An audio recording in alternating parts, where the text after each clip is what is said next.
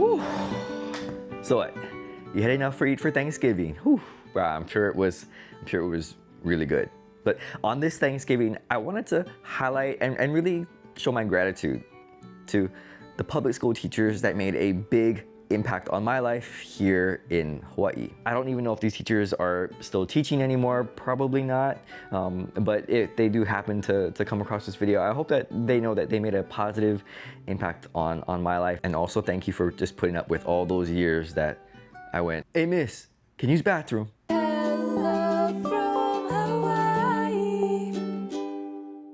I don't know if I can show their pictures. I do have my old yearbooks, but anyway, I'll just mention them by name. And this is gonna be sort of in chronological order from the time that I went to public school, because I went to private school from K through 5th grade, and then from 6th grade through high school, I went to public school.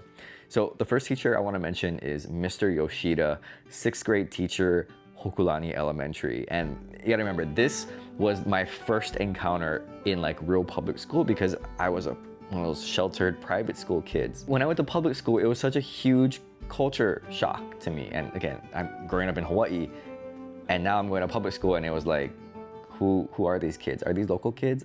I never hung out with kids like this before. One of the things that I look back and appreciate the most was the fact that he recognized my ability in math. And that not that I'm a great mathematician, but just that I was a little bit ahead of a lot of the other students. And so what he did was he pulled me aside and he had me join like this small group of like maybe 5 or 6 other of my classmates in the 6th grade to be a part of like advanced math. And so we didn't do like normal math like the other kids. We had like our own separate like math session and our own textbook and homework. And what that did for me, not just did I learn more because I was taking basically like 7th grade math, it pushed me so that when I went to middle school, I was now in the GT classes, or like, you know, the honors class, but like the GT classes. And the way that they had it was if you're in one GT class, you pretty much were in all of them. And so that kind of brought me into being into GT classes at the next level. But again, really great teacher, got along well with his students. And I think more importantly, I'm just very appreciative of the fact that I was able to participate in that, because it really changed the trajectory, or at least set up my trajectory in public education. Now moving on to Washington Middle School. My math teacher, Mrs. Bunch. I never had a teacher that I've been so afraid of. And not that she was physically overwhelming, because she was, you know, young Japanese math teacher, right? But Mrs. Bunch made me so scared every class, because I was afraid that she would call on me. And if I didn't know the math problem, or I didn't do the homework, or I didn't understand what we're talking about in class, I'd have to go up and pretend that I knew what I was talking about. So it's one of those things where maybe you experience this in school, where you're like, you know, like when you have to read in class, like everybody has to read. And so like everyone reads one paragraph. And so you're like counting down like, okay, what paragraph do I have to read? And you're just hoping that the paragraph that you read, you know how to read it. And the same thing was with math, except this was more embarrassing because you had to actually go up to the front and do it.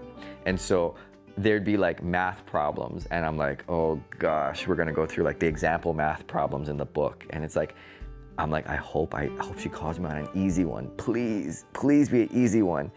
And if it was a hard one, you'd have to go up there and show everyone in the class that you didn't know what you're talking about. And then of course she'd get mad, and then she'd have to explain it, or worse yet, she'd call somebody else up to the front, and then they do it real fast and be like, oh gosh, so shame. What it taught me really was, you gotta be ready.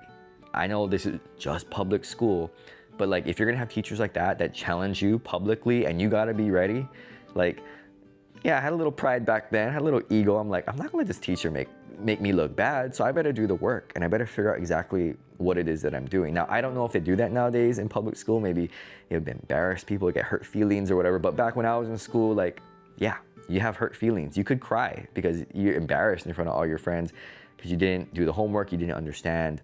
But that's part of what I think pushed me, at least, to make sure I knew my stuff. Next teacher, Miss Gordon, Washington Middle School, science teacher. Now, not only was she an amazing science teacher, but she really went, I think, above and beyond for her students, particularly those that I think showed a lot of promise. So obviously we had like regular science class, But I remember there was this one time when we were supposed to do like science fair projects, and I remember me and my partner in her class, we were trying to do this science project that, looking back, in our minds it was ridiculous, but we thought we could pull it off. But when we actually tried to do it, it didn't work, and so it had something to do with like meteorites or meteor impacts on the Earth, and we thought we could estimate the size of the impact based on salt crystals in water and ink, and we thought we had it, but we had to change our idea. Instead of a experiment-based project, we had to change it to a research-based project, which no experiment, just basically doing like a science book report on something. And then we entered it into the science fair, and honestly, I don't even care what happened to it. We just had to do it for her class. One of the things that I appreciated about her was she opened up her classroom to us after school so we could experiment on this together. Like, you know, she could watch and see what we're doing. And when it came to the science fair, especially post-science fair, she stated that everyone who submitted an experimental science fair project could come and have like a pizza party. And so it was like maybe like 10-ish students or so. And I remember I asked her like, oh, can I come? And of course, all my friends knew that we had just done the research project, and really I wasn't supposed to go. But she's like, yeah, sure, you can come. And I was so excited and I was so happy that I was able to go. And what that just illustrated to me was that teachers, of course, they can be strict. They can have rules, and they should have rules. But in those moments, like, she made a judgment call to invite me, and you know, we all had a good time together as friends. And there's one of the things that I got ragged on for years afterwards from people who knew me, was like, oh, I remember you got to go on that Pizza Hut trip even though you weren't supposed to go. And I was like, yeah, I did. And I'm just very appreciative though of those other things that she did for us. She wasn't from Hawaii, you know, like this white teacher teaching a bunch of mostly predominantly town kids, but she's able to somehow relate to us. And I appreciated her at the time, and looking back now, very much appreciate, you know, all the things that she did for us. Okay, now moving on to high school, McKinley High School. The first one, Miss Uehara, Japanese class. Now I had her for 2 years of Japanese. Even though I am Japanese, didn't really speak Japanese growing up, so I was basically a beginner. She was the teacher who invited me to participate in the Japan Bowl, which it was this high school competition amongst public and private high schools in Hawaii, where you would like answer like Japanese trivia questions, and I think the winning team or teams got to go to like Japan or something on this trip. So I remember our team of like 3 or 4 students, we studied so hard after school. We had different specializations, and we practiced so much learning about Japan.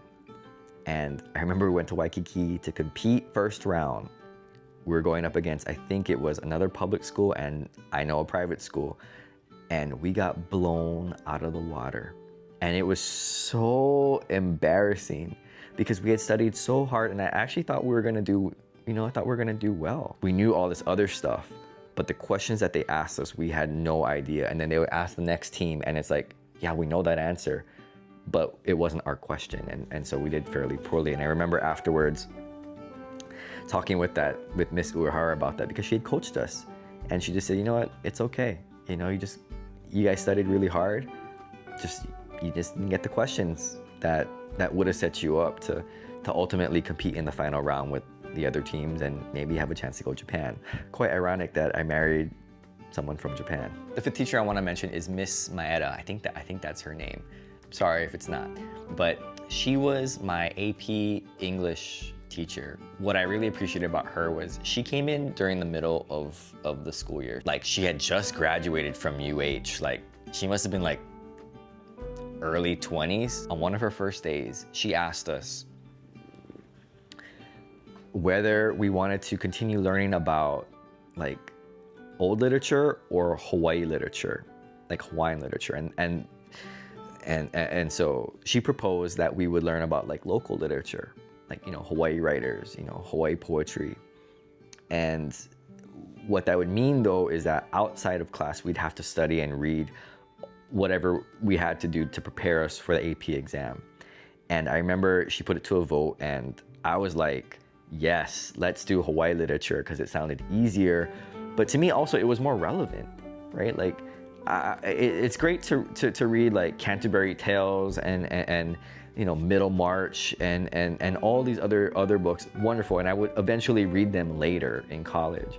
But I thought, well, we have this opportunity. Why not read about local writers and things that we can relate to? And so the last semester of my high school years in English, we were able to read local literature.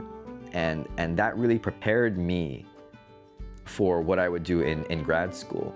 And because I didn't know, like growing up here in Hawaii, we don't know about local literature. Sure, there's like, you know, small presses that publish like local books, but we're reading like, you know, most of the Western stuff, you know, in the canon that is supposed to be, you know, DOE, you know, curriculum. So we don't get a lot of exposure, at least I didn't back then, to like local writers and what they're capable of doing. I got to read about like Pigeon and like local things, and I was like, oh, this is cool. Like, I know these places. I know the language. I know what they're talking about. And so I really appreciated her for taking that step to introduce that to us. Now, I don't know if she got in trouble. I don't even know if she taught after that, but I just very appreciative of that. And maybe she's still teaching now. I don't know, because if she just graduated from college, she would probably be like in her mid 40s, maybe mid to late 40s right now. So she could be teaching, but I'm just very much appreciative of what she did, because without that, I wouldn't even have known about local writers. And then I wouldn't have been able to incorporate that later in my graduate school work. And the last teacher I want to mention is Miss Akasaki. She was our class advisor teacher, but she also taught like, I think, home economics, and she taught this class called childcare. And that's really what got me into like thinking about becoming possibly a teacher or you know, getting to a classroom. And I thought I was going to be a teacher because of that. And maybe I didn't turn out to be a teacher, but it gave me that classroom experience, and I really do enjoy teaching. Even later on, after I graduated from college, and I was, you know, teaching at the university, that's where it started, was that classroom experience. And she was able to give me that classroom experience back in 12th grade. And I don't know if they have that now. You know, I don't even know if that's allowed, to be honest, but I'm really thankful for the opportunity to be able to get into a classroom, to work with kids, so that I could just at least see if I wanted to do that. So again, if these teachers happen to watch this video, I just hope you know I really appreciate what you did in my life. But for other people out there, I just hope that maybe this is relatable, that they can think of public school teachers that really impacted their own life.